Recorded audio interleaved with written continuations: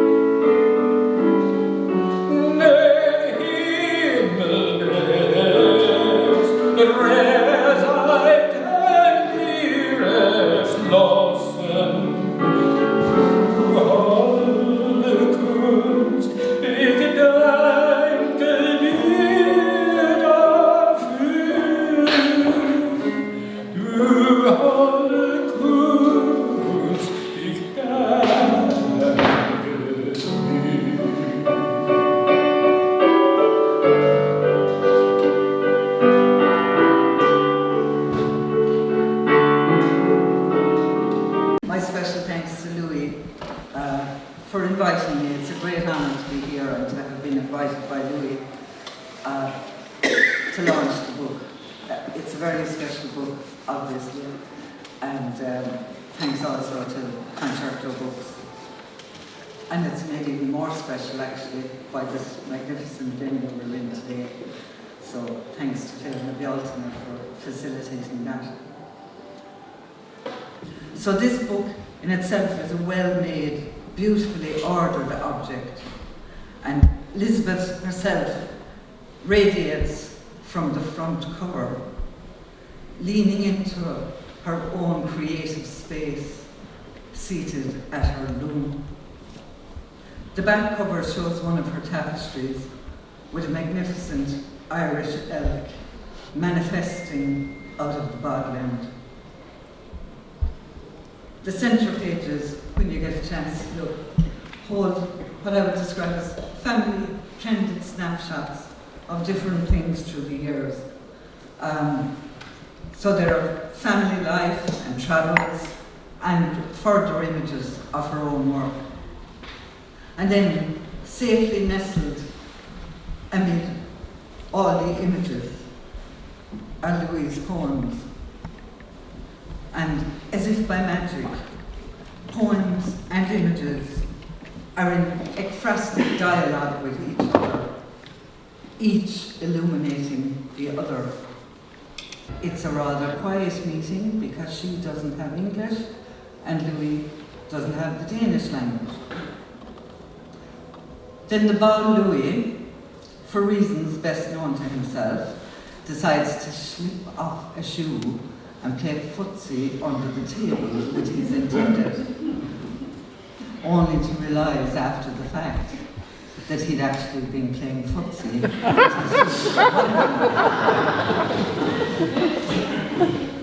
In the longer poem called Minis, and there's two minis in it, one is a car and one is a skirt. But this poem also has, it's not doing justice to the poem because I'm just picking the little humorous and ironic bits in it, but it has an awful lot more going on there. It shows his very sharp irony as well. So here we have again the engaged couple in the front seat of an old Mini whose seats are sunk to axle height, and Louis' parents in the back. And they're on a madcap drive to Limerick to meet Louis' extended family, who Lisbeth is meeting for the first time.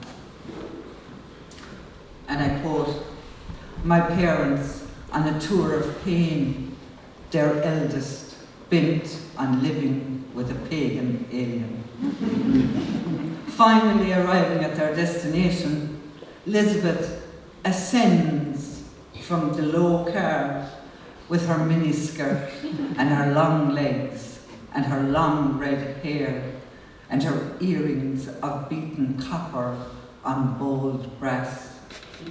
The sight of her causing Louis' uncle, the priest, to exclaim, "Well, glory be to God, a veritable Amazon."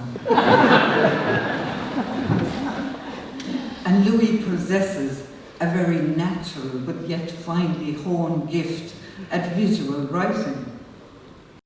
Where you bring light, shimmering beauty, fresh and clear, spreads its aura through the land. Gone the storms of wind and rain, gone somber days that bridged the months since summer fell. Clothes on clotheslines, crisp and dry, silver breath hangs just ahead. Grass rides the squelch of drenching months. Spiders gleam, slung from a branch, makes my heart shed its dreary pall.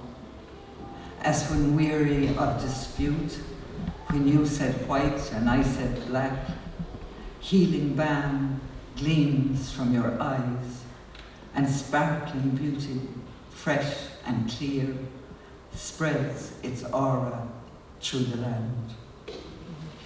Thank you.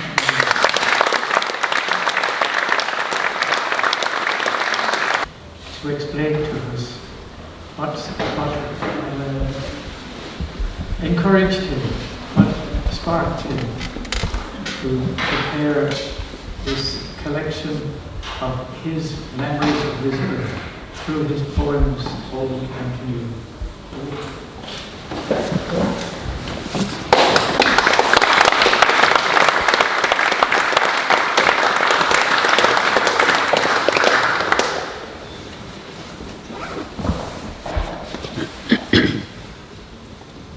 Now we'll see the lesser poet trying to emulate Eileen. Thank you all very much for coming. Absolutely overwhelmed by the numbers we have. And I was saying about 5 minutes before, it easily be nobody here. So,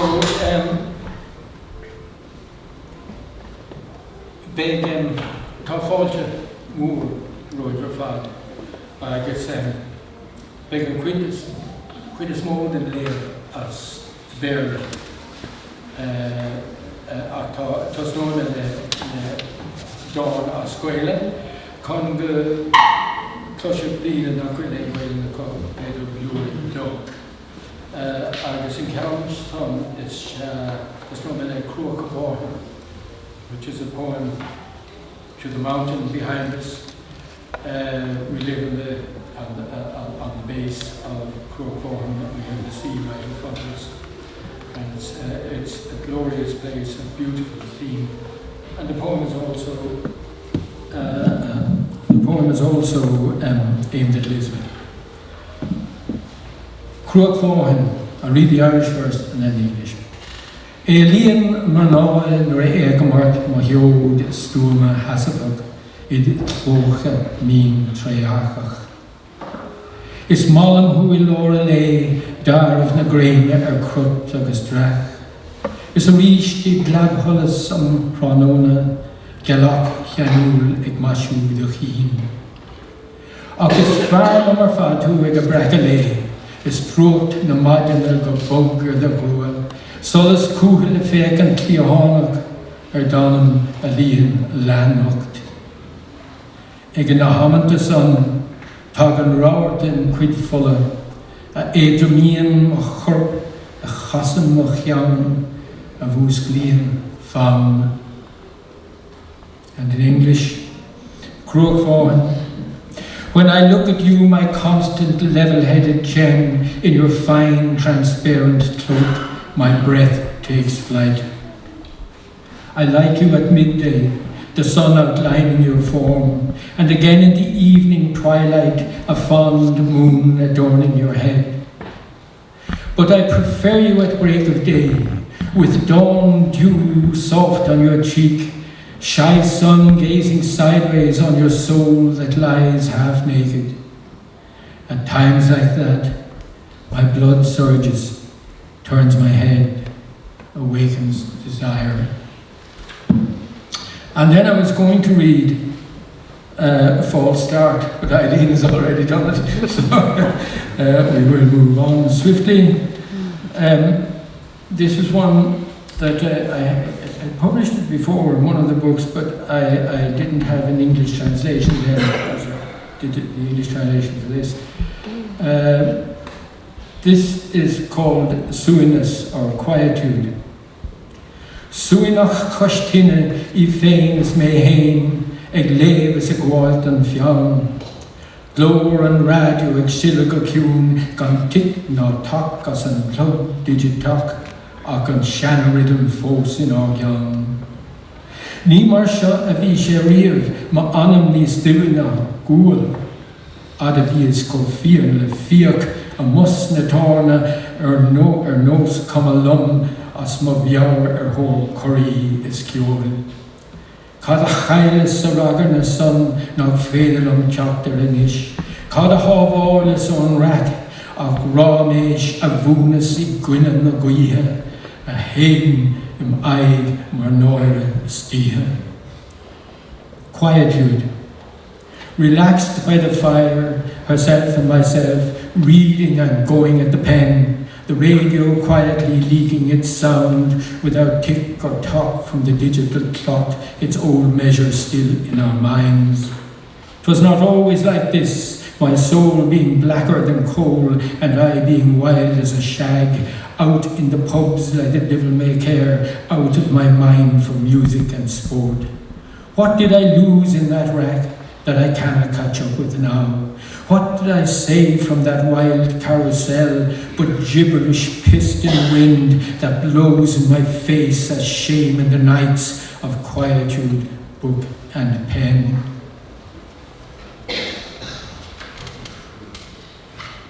Can't remember that Eileen read this. The sun, the hill and you. The westering sun turns pink the poles that hold the wires around the fields that cling to life by grass and fern and furze root on the hill that climbs from our back door to hoist the heavens' weight. From on the left above that slope, the sun comes late upon our lives and circles all our deeds. By evening, it paints those posts from low across the sea. I turn to look it in the eye and am blinded by its gaze before I blink. How often have I turned and caught that look, not from the sinking sun, but you with whom I wrangled day. From morning, when that smile appears, to when it swings around our heaven, suffusing my whole day with wealth and warmth. Singing of your soul, this has a little nod to William Butler in it. Singing of your soul, of what is past or passing or to come, I do not know, for I have not attended to your story until now. Your suffering inscribes a message that reminds we are born to love and die.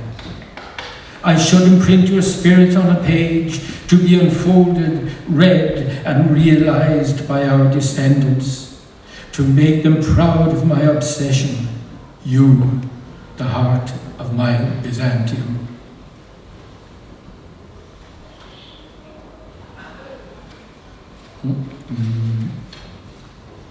Yeah, and now I thought there was another couple I would like to have, the lighthouse. I was staying with our friends Dan and Patricia McCarthy O'Connell up in Blackrock in Dublin and observed this at night. The lighthouse. I've seen the flashing light at night beam across the bay. I've seen ghost ships sail in at dawn, slide out again at dusk. I've seen the cranes ease up their loads and smoothly set them down. I have heard big lorries blaring horns behind their engines' tune. Then I know that on its way a pallet bears a box with written clearly over it, your address in my hand. I wish that you could take your heart and place it in that box, to send its burden here to me, where I would need no crane, to take it in my arms, hoist it to my back, bear it for you evermore through years of falling light. And then we come to that poem that Eileen or John mentioned. It's a longer poem, it goes by the month, and it really is the kernel of our story over the last 20 years of our lives. It's called Testing Time, Unfounded Joy. And the one thing I say is that Lisbeth had been ill for quite a while, and she was disguising it and hiding it, and people didn't know it. But we also got the impression, just around the time this poem starts, that in fact her cancer was not as bad as we thought. And anyhow, you'll learn from this. Unfounded joy. How lesser things divert us from those that should concern us. How plasmacytoma, not multiple myeloma, confined to that lone lesion on her spine, brought relief and exaltation. Radiation, then chemistry, and we'd be on our way, forgetting all the terror that tore from rusty anchors, treasures long submerged beneath the ritual of living. January 2008. I went up the hill behind the house today, through steep terrain of field and thought, navigating little issues, rivulets made torrent by the ditch. Better to climb past those tests, minor mists around my head, causing stumbles, little tumbles amid fresh and carefree thought. No bird song, cry of lamb or swerving bee, no ray of sun to tempt the course to show life cycle on its upward stroke. Some yellow on its salt grey spoke. February 2008, I climbed up the hill behind the house again today. If you are waiting for surprises, there were none. No difference in the sober mood, no promise of release from winter wet. Land half drowned, sunk by rain, saw insect, grub and snail await the pearl shell sun. I fretted too, with slantwise glances at the cloud whose spirit touched us all. But wait, submissive, almost pleading, like Yo's look after lambing, was a hint upon the firs of yellow, faint yellow, with its call to bleat bark, song of lark, occasional low bellow. March 2008. I took on the hill again and found a change. Hope sang loud in sheep and their high-drinking lambs. It filled the iron-brown pools with sticky porridge spawn, bickered in the hedgerows and peeled above the lanes. My step was springy on fresh grass, while hurdles that had barred now lent a hand. Below, a tractor hummed while seeding ground. I chanted tunes to match its drone. New light was hunting shadows, investigating depths and thoughts that for months had lingered in slow flow from shorter days to virgin life's appeal. April 2008. Advancing up the hill, I found a witch who waved a wand and showered me with tricks, made the sun blaze strong, then withdrew its heat, walloped me with rain, whipped my cheeks with sleet. She did this twice in half an hour, and then again. If I were a bird, I'd have hopped and swept away, but being enthralled to gravity, bent beneath a bush whose limbs were growing greener underleaf. On that hill, no doubt, could hush the birdsong, veil the skies. All around me, baying lambs were risking frisky romps, despite all crows' beaks and crags and bogey dogs and foxes who might snatch them from their baths. May 2008. The hill got easier as I passed unfurling ferns. Hawthorn dropped confetti over bluebells, undersnatching bramble thorns, as primroses gazed calmly from the bank. Fuchsia too was breaking bud and showing red, while down below in swampy fields, the flags rehearsed June opera tunes, heads raised in yellow arias spotlit from the gods. Springing, singing, ablaze with sun and hum, the Scaravine was fresh and dry, alive with hope for brittle air and brighter hearts in the coming summer months and fruitful weeks beyond. June 2008.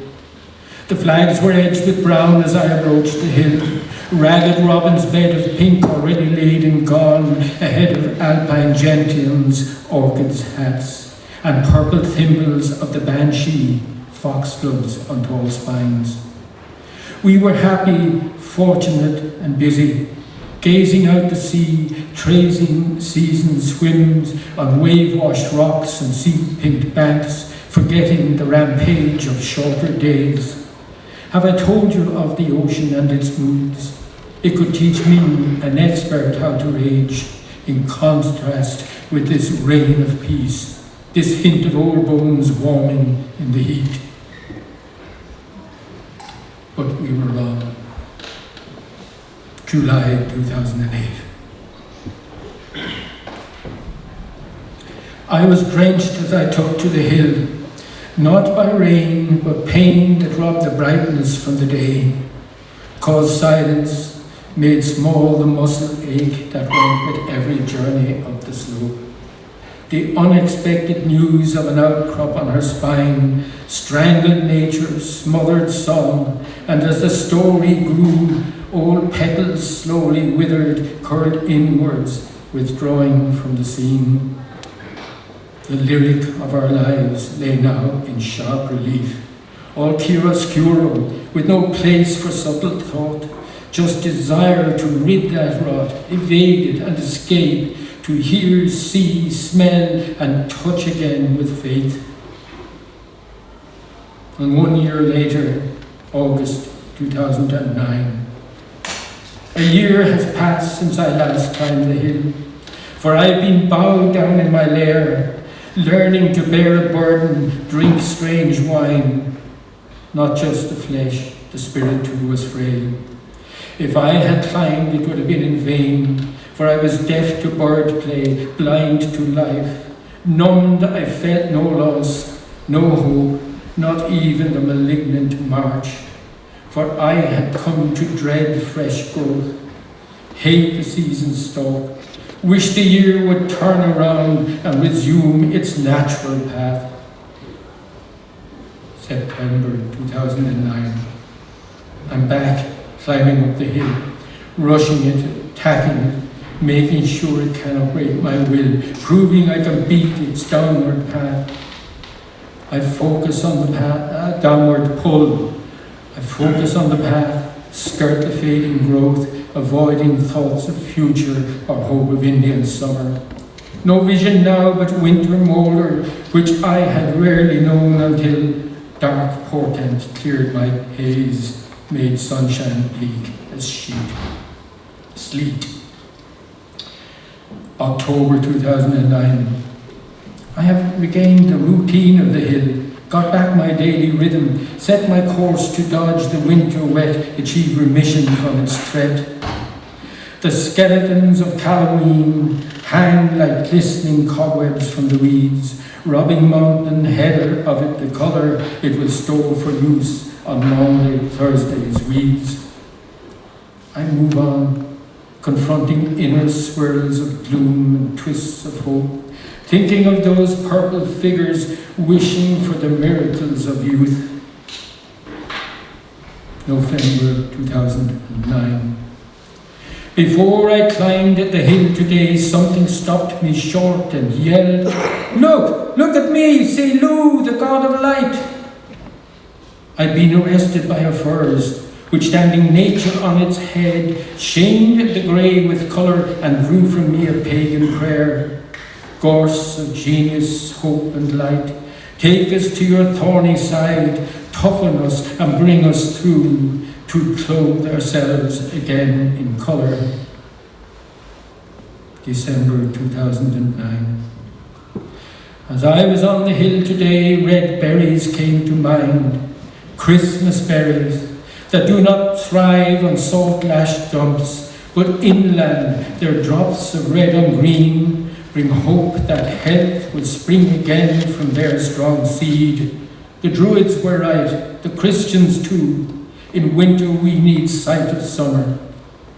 So let me garland you with holly, paint your cheeks with reddest berry, and join your will to mine to close our journey that began like oak trees springing, and will end when we crash down among our breed, who will pass our pith and story through cupules of their making, and etched on each acorn will be our legend. I have two more very short poems to round it off. Revelation. The darkest hour does not precede the dawn, but after life has had its final say, when all is lost and hope is past, and striving is relinquished for all time, when red turns black and blue is black, and green and white and gold are mourning too, when music falls to silence and words no more have meaning, and all conceit and glory are well past. And the last one. And life begins again with a cry that rends the hollow wards, as once it tore the air amongst the swaying trees, echoed from the walls of caves, or sang beneath the whale-shrill ocean lanes. The sea it must traverse is still as deep, the shore now misted in decorum and disguise. Our passage is more smoothly sailed, as grey has blushed colour, evolution filled our sheets. While we put thoughts together and set them on their course, for reflection, discussion, rebuttal, or consent. Until they reach this summit, whereupon is found almost all there is to know, but how that cry began. Thank you.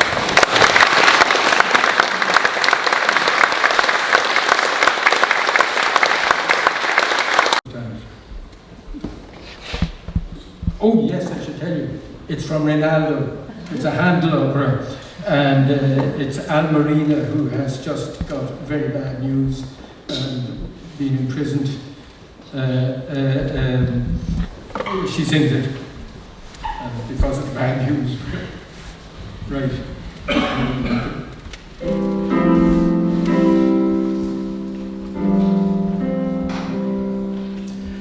Lascia che io pianga mia cruda sorte e che sospiri la libertà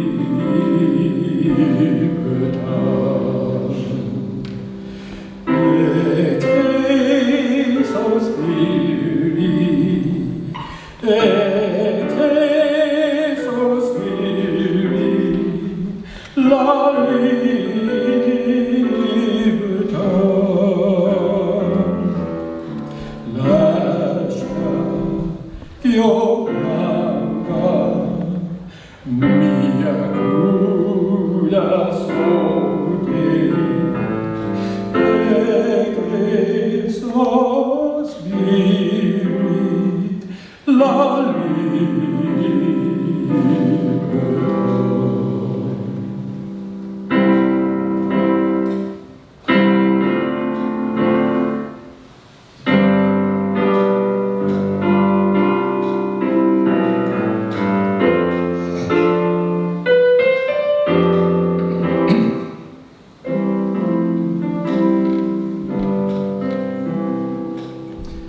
il tuo infranga queste ridotte di miei motivi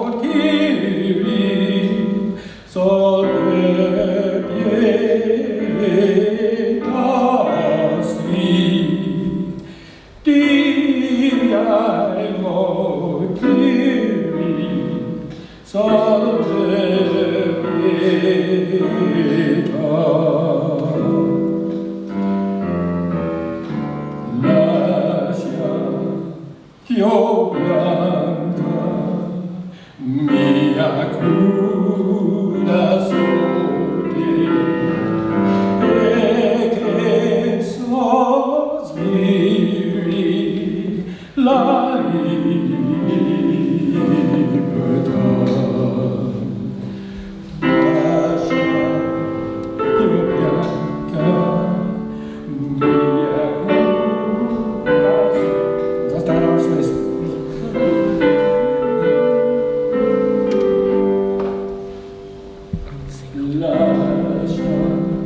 Io pianga mia cruda sorte e che sospiri la libertà.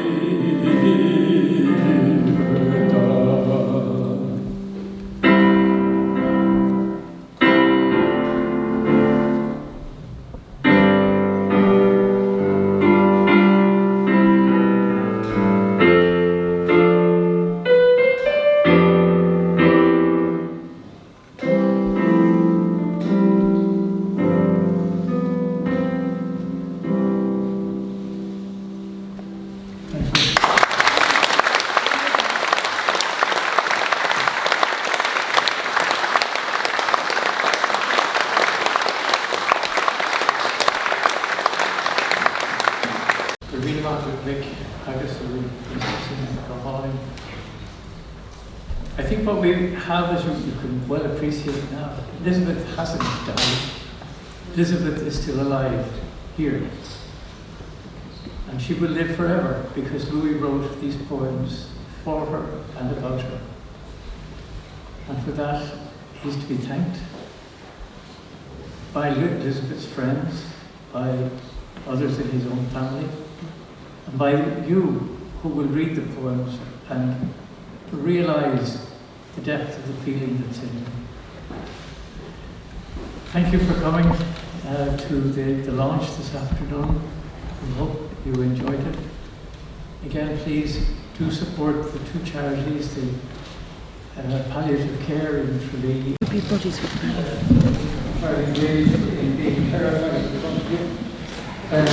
But I wanted to thank John himself, who did that, and Mick especially, and Noel, who did such a great job in setting this up. It was absolutely fantastic work.